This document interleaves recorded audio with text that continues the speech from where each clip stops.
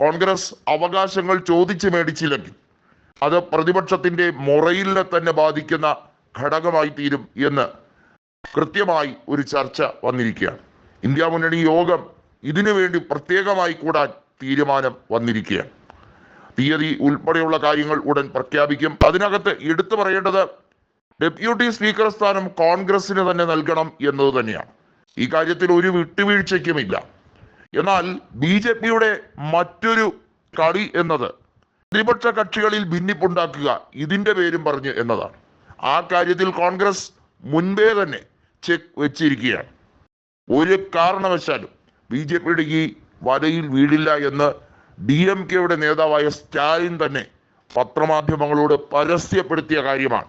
അതോടുകൂടിയാണ് ആ തന്ത്രം, പ്രധാനമന്ത്രി നരേന്ദ്രമോദിയുടെ ഈ കുനിഷ്ഠ തന്ത്രം ഒളിച്ചടുക്കി കൈ കൊടുത്തത്. എന്നാൽ ഇന്ത്യ മുന്നണിയിൽ പിളർപ്പുണ്ടാക്കാൻ ശ്രമിക്കുന്ന NDAക്ക് സ്വന്തം പാളയത്തിൽ തന്നെ പിളർപ്പ് ശക്തമായി കഴിഞ്ഞിരിക്കുന്ന സാഹചര്യമാണ്.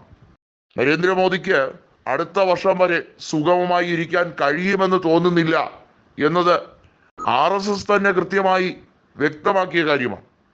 സ്വരം നന്നാവുമ്പോൾ പാട്ട് നിർത്തുക എന്നൊരു ശൈലിയുണ്ട്. നരേന്ദ്രമോദിയുടെ കാര്യത്തിൽ അദ്ദേഹം ഇറങ്ങിപ്പോകുന്നതാണോ അതോ ഇറക്കി വിടുന്നതാണോ കാണേണ്ടത് എന്നുള്ളത് അദ്ദേഹം തന്നെ തീരുമാനിക്കട്ടെ എന്നുള്ള തീരുമാനത്തിലേക്കാണ്.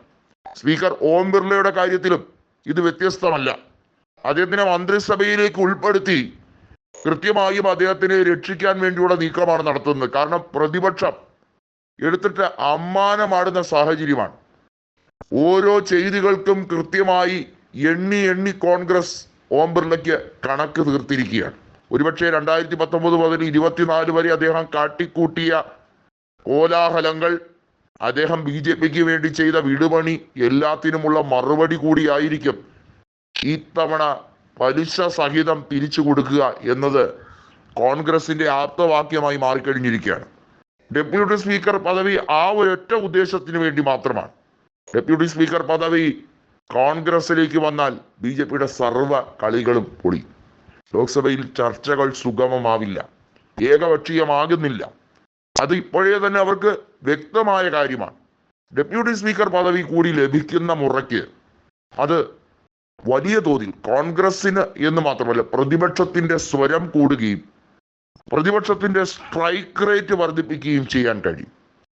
വളരെ വ്യക്തമായി പറഞ്ഞാൽ BJP മന്ത്രിമാർക്ക് 0 ഓവറിൽ കാര്യങ്ങൾ മുഴുവിപ്പിക്കാൻ കഴിയാതെ വരും.